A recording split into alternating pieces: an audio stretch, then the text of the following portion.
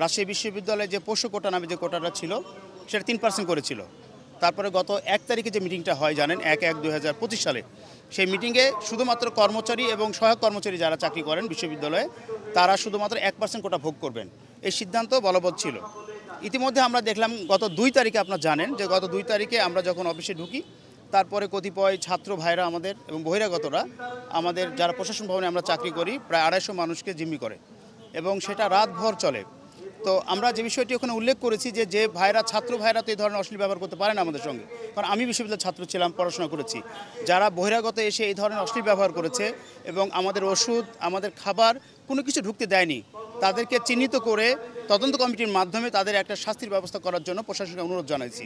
পাশাপাশি আরেকটি কথা বলতে চাই যে এই যে কোটা, এই কোটার বিরুদ্ধে আন্দোলন করে আজকে স্বাধীনতা লাভ করেছি আমরা সকলেই।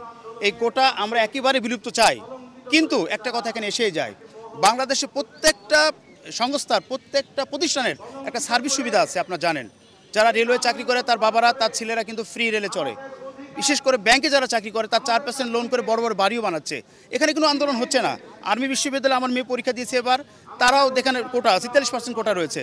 তাই আমি বলতে চাই প্রাতিষ্ঠানিক যে সুবিধাটা এই পুনর্বহাল করার জন্য আমি প্রশাসনকে অনুরোধের জন্য এই আন্দোলনটা করছি আমরা। যতক্ষণ পর্যন্ত আমাদের দাবি আদায় না হবে ততক্ষণ পর্যন্ত আমরা এই বিশ্ববিদ্যালয় ক্যাম্পাসে সাধারণ ছাত্রদের মতামত নিয়ে এবং সকলের মতামত নিয়ে আমরা আন্দোলন চালিয়ে যাব। আমাদের কর্মবিরতি আজকেও রয়েছে, মানে আজকে তো অবস্থান ধর্মঘট 2 ঘন্টা, আগামীকাল আমাদের কর্মবিরতি থাকবে।